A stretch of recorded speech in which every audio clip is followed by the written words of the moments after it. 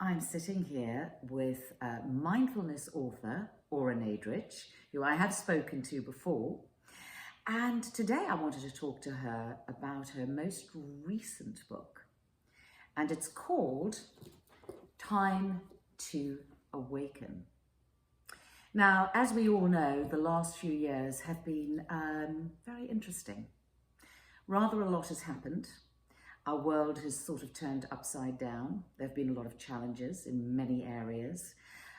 People have become very polarized. People have become antagonistic.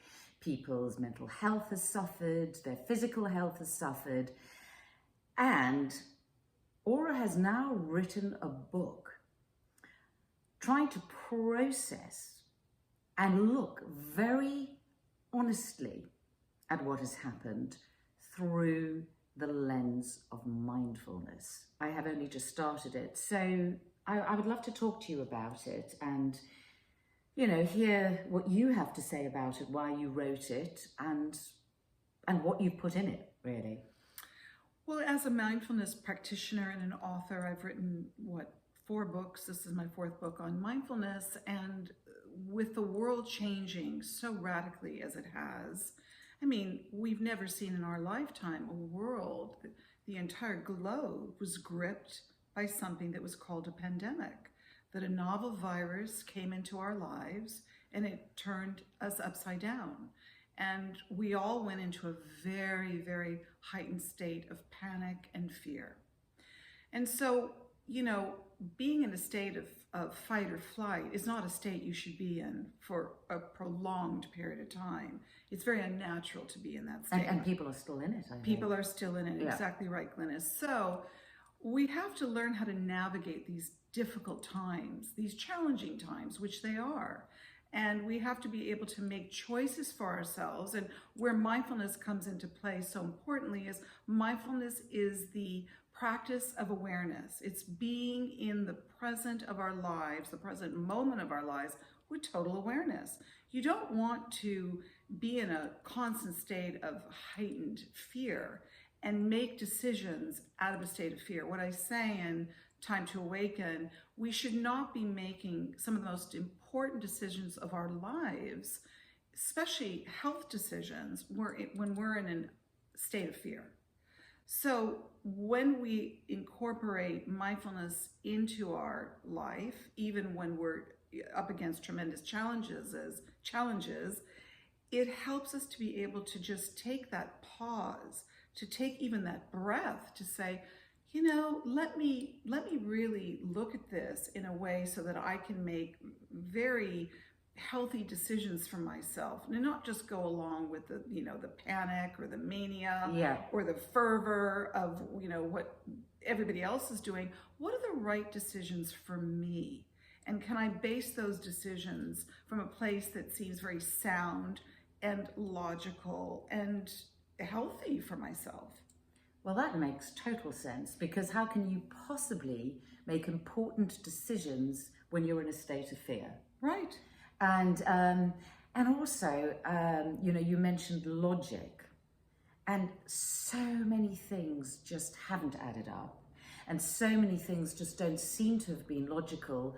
And I also think that things that people would have questioned, and people who are logical people and who would normally say, well, I'm sorry, but this doesn't quite make sense, have sort of disregarded that part of themselves. Mm-hmm. because I think of the fear and the panic and the logic thinking seemed to go out of the window to me. That's my take on it. Yes, again, because you're in an unnatural state. You're in a fear state. And so it's very easy to just make very quick and impulsive decisions when you're in that state of fear. Now, look, we've had some time go by. We're going into almost 3 years since this occurred. Yeah. So we have to really look at where we're at today and where are we going to move this forward so that we're not, things somewhat have calmed down, but we also, and I talk about it a lot in the book, aside from just the pandemic and everything that happened with that, the world is changing in a myriad of other ways, which I talk about in the book. We're at a time where our technology is advancing so exponentially Yes, that yes. things are changing in that regard. Do you know, things like, digitalizing, we're going to go into markets and we're going to not even be able to pay cash. We're going to perhaps they won't be even accepting credit cards at one point because we're advancing so quickly. Yeah. Do you know? So we want to be very aware of these changes and not just wake up one day and go, when did they suddenly not take money? Yeah. When did cash suddenly become obsolete? What about elderly people who don't use a phone and maybe they don't use a QR code to get in somewhere? I mean, this must be very mind-boggling for elderly people. I mean, some people don't even have a computer. Exactly. I mean, a lot of people don't have a computer. Exactly. And a lot of people that, when I say a lot, don't have a smartphone. And, what are you going to do? I should imagine it's very frightening. I do. I think of that famous quote by Einstein. It goes something like, I don't worry about the future because it's already here. So much has already arrived at our doorstep. And I think it's important for us to all try to acknowledge that the world has changed. Yeah. And we're going to be changing with it. So what's the best way that we can do that? Is, I believe, to be mindfully aware of ourselves and to be very cognizant of what feels right for us, what doesn't feel right for us. Are we making decisions based on what others are telling us to do? And is that going against the grain of what we feel is authentic to ourselves? So this is a time, I think, that we need mindfulness, or to be aware and conscious more than ever before. The problem is since the beginning of the pandemic, there's so much happening in the world that I think it's overwhelming. So, the whole digital thing has come at warp speed. Suddenly it's just here and it's everywhere and it's in every aspect of our life. There's the politics, the economy, health, and it's like, how are so many things happening at the same time? And it's overwhelming. And I would say, it's important to really read from different sources, because to get a rounded picture of what's happening, because if you just go to one source, you are definitely going to get a slanted opinion. So but the thing is, there are so many aspects going on now. Who's got the time to educate themselves on all these things and get a rounded view? I mean, you'd be reading all day long, wouldn't you? I don't think you have to be consumed by it 24/7, but I do think it's incumbent upon all of us is to get informed. I don't think we should just let people make decisions for us, especially very important decisions in all aspects of our lives. Yeah, absolutely. And, we know that this has been very difficult for us. It has, as you said, we've been very polarized. People hold different opinions and beliefs. And I really say, what about civil discourse? Why don't we speak about what we've just experienced and how are we going to move forward so that we're not this diametrically opposed and polarized, So you don't need to be consumed. You don't need to be parked in front of the news 24/7, but get more informed, get more information. I think information is important. But on all the topics. So, I mean, what does one do if one is just... Because I think when people become overwhelmed, because there's so much to process at the moment, people tend to shut down and they go, well, what about that? And what about that? And what about that? So that they'll end up doing nothing because they're almost paralyzed from being overwhelmed. Do you know what I mean? Yes, I do. Of course I do. I think that it's important. Again, this is where mindfulness is really key and really helps us. We can't fret about things that are out of our control. But what is in our control in that moment? That's a very good point. To be able to say, yes. Look, sometimes you read the news or you see what's going on, and it just seems so overwhelming in all the areas you just described, whether it's politically, whether it's, financially, whether it's, the economy, whether it's, what they think about the global warming, whatever you want to name it. There's so much that people are concerned about today. I think it's very important to be a aware human being about the changes that are happening right before our eyes and take those times to be able to say, look, if this is having a negative effect on me, I have to be able to just put my device down. I need to be able to go take a walk outside. I need to be able to do something that's healthy for myself. Yes. So this doesn't consume you and take you over.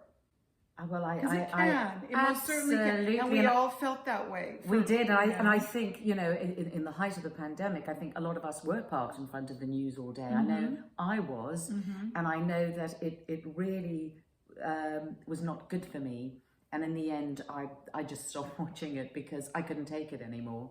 And so I think that, that connection with nature very important. Is just incredible. And connection with other people. Yes. Because everything's on screen now and everything's over the phone, and just sitting down with someone, talking to someone, being with someone, even debating some of this. Having a conversation that doesn't, you can respectfully disagree, and you can be able to, again, I bring up civil discourse. I think it's wonderful to sit around the table and break bread with others. Maybe not everybody's on the same page about everything. And I, like you, Glynis, I found myself really more expansive in the way I looked at things over the last almost 3 years. Yeah.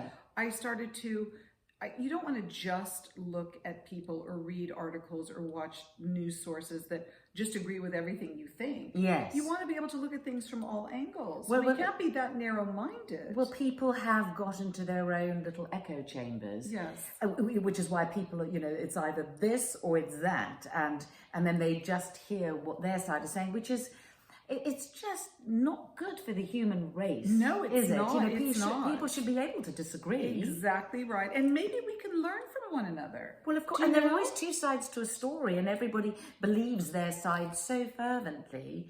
But it's so wonderful in a very civil and warm human way to discuss things. Absolutely. And as you say, both sides can learn something from that. We have a lot to impart to one another. And I think this is a time that we need to come together because the world is changing so exponentially. This is a time where we can really create more of a community. We can be more neighborly. We can be more civil. We can be more respectful. And we can gather information. Maybe I heard something today that might be interesting to you. You may have read something yesterday that might be interesting to me. This is not a time for us to be polarized. It does us no good whatsoever. No. And what's interesting, I know you were sharing with me earlier that your book, and by the way, is this available on Amazon? It is, yes. Yeah, so people can buy this online.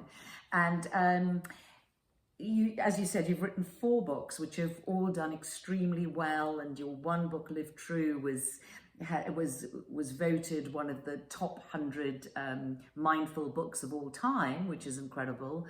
And we did a video about Says Who, and but this one, which you weren't sure how was going to be received, and has had the biggest response out of all your books. It really has. And amazing reviews. Yes. And great interest, and you're being invited on all kinds of platforms to talk about it.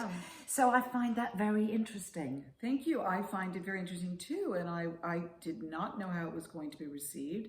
You used the word bold. It is a bold book for me because I asked a lot of questions over the last couple of years. I'm very much a questioner. I'm very inquisitive. I like to know answers. Even if there are unpleasant truths to know, I'd rather know them. Yeah. So I want to know, that's just me. So I decided to take a deep dive and write a book about the questions that I had so that I could research them and find answers that were befitting for my wanting to know the truth about things. And I know you did a lot of research into all kinds of things, and I look forward to reading it because I know you said that I might be a little shocked by some of what I read, so I look forward to reading it. It's very much about, waking us up. That's the title, Time to Awaken. So what I'm proposing to my reader is take this journey of wanting to know more. Take this journey of wanting to be open-minded so that we can become more awake, aware, conscious human beings. Be aware of the facts, find out the facts, and then process it, deal with it in a mindful way. Yes. That won't hurt yourself and hurt others. Absolutely. You're going to read the book and you will definitely put it down at the end and become more informed. I can guarantee that. Well, I really look forward to it. As I said, I've started it and I'm enjoying it very much so far. Wonderful. So thank you very much. Thank you, Glynis.